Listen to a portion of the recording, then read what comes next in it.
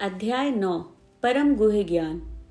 श्री भगवान ने कहा, हे अर्जुन, चूंकि तुम मुझसे कभी ईर्ष्या नहीं करते, इसलिए मैं तुम्हें यह परम गुह्य ज्ञान तथा अनुभूति बतलाऊंगा, जिसे जानकर तुम संसार के सारे क्लेशों से मुक्त हो जाओगे।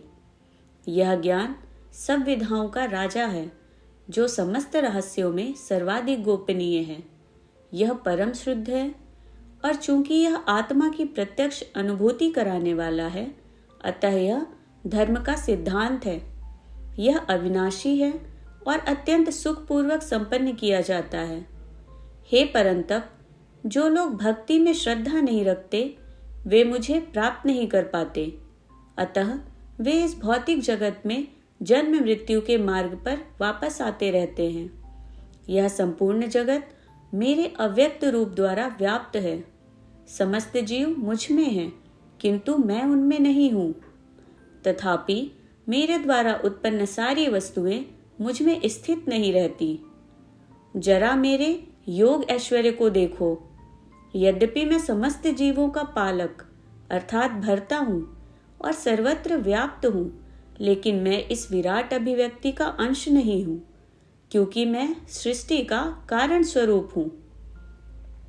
जिस प्रकार सर्वत्र प्रवाहमान प्रबल वायु सदैव आकाश में स्थित रहती है, उसी प्रकार समस्त उत्पन्न प्राणियों को मुझ में स्थित जानो। हे कुंती पुत्र, कल्प का अंत होने पर सारे प्राणी मेरी प्रकृति में प्रवेश करते हैं, और अन्य कल्प के आरंभ होने पर मैं उन्हें अपनी शक्ति से पुनः उत्पन्न करता हूँ। संपूर्ण विराट जगत मेरे अधीन है। यह मेरी इच्छा से बारंबार स्वतः प्रकट होता रहता है और मेरी ही इच्छा से अंत में विनष्ट होता है। हे धनंजय, ये सारे कर्म मुझे नहीं बांध पाते हैं। मैं उदासीन की भांति इन सारे भौतिक कर्मों से सदैव विरक्त रहता हूँ। हे कुंती पुत्र, यह भौतिक प्रकृति मेरी शक्तियों में से एक है और मेरी अध्यक्षता में कार्य करती है, जिससे सारे चर तथा अचर प्राणी उत्पन्न होते हैं। इसके शासन में यह जगत बारंबार सृजित और विनष्ट होता रहता है। जब मैं मनुष्य रूप में अवतरित होता हूँ, तो मूर्ख मेरा उपहास करते हैं। वे मुझ परमेश्वर के दिव्य स्वभाव को नहीं जानते। जो लोग इस प्रकार मोहग्रस्त होते हैं, वे आसुरी तथा नास्तिक विचारों के प्रति आकृष्ट रहते हैं। इस मोहग्रस्त अवस्था में उनकी मुक्ति आशा, उनके सकाम कर्म तथा ज्ञान का अनुशीलन सभी निष्फल हो जाते हैं।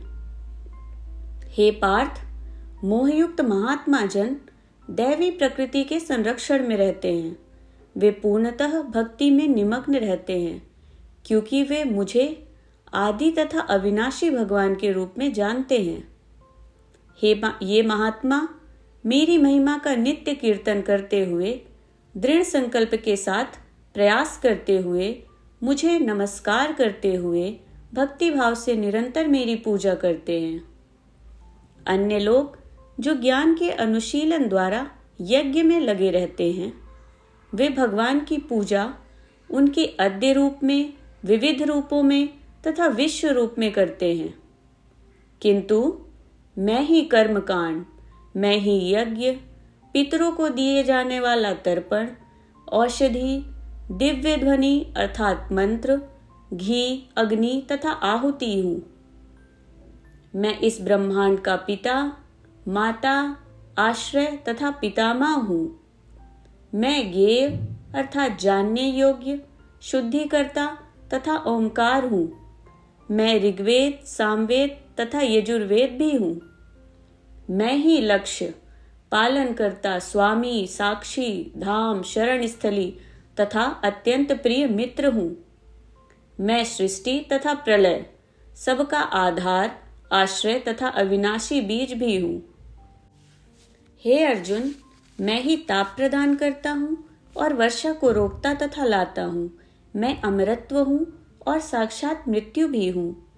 आत्मा तथा पदार्थ अर्थात सत तथा असत दोनों मुझ ही में हैं। जो वेदों का अध्ययन करते तथा सोमरस का पान करते हैं, वे स्वर्ग प्राप्ति की गवेषणा करते हुए अप्रत्यक्ष रूप से मेरी पूजा करते हैं। वे पाप कर्मों से शुद्ध होकर इंद्र के पवित्र स्वर्गिक धाम में जन्म लेते हैं, जहां वे देवताओं के जैसा आनंद भोगते हैं। इस प्रकार जब वे उपासक विस्तृत स्वर्गिक इंद्रिय सुख को भोग लेते हैं और उनके पुण्य कर्मों के फल क्षीण हो जाते हैं, तो वे इस मृत्युलोक में पुनः लौट आते हैं। इस प्रकार जो तीनों वेदों के सिद्धांतों में दृढ़ रहकर इंद्रिय सुख की गवेषणा करते हैं, उन्हें जन्म मृत्यु का चक्र ही मिल पाता है।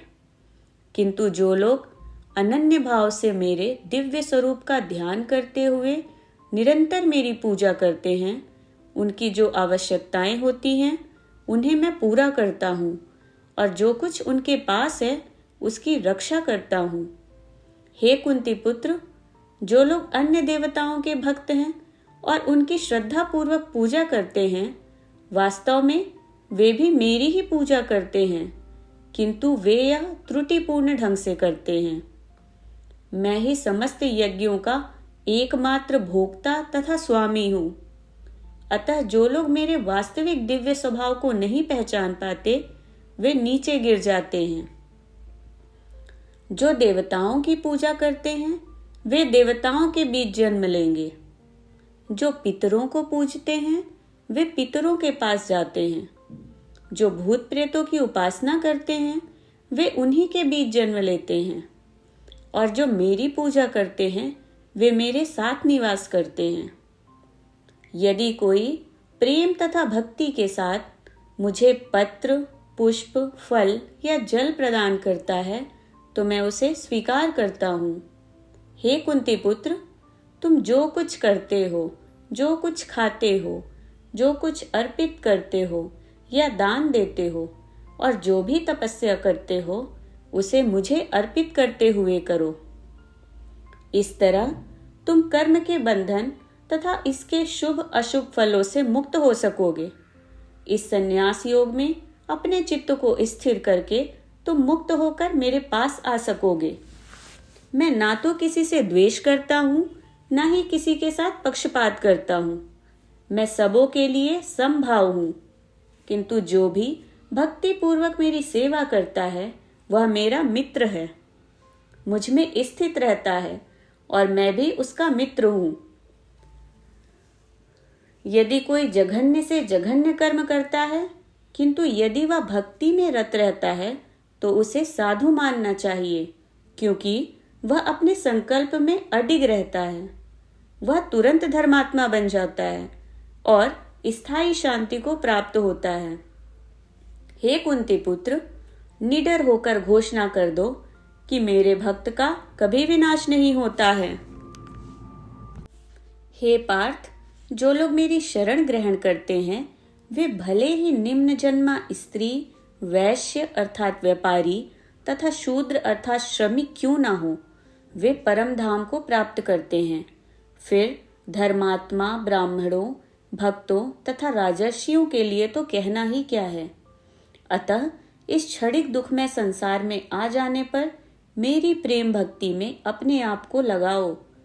अपने मन को मेरे नित्य चिंतन में लगाओ। मेरे भक्त बनो, मुझे नमस्कार करो और मेरी ही पूजा करो। इस प्रकार मुझ में पूर्णतया तल्लीन होने पर तुम निश्चित रूप से मुझको प्राप्त होगे।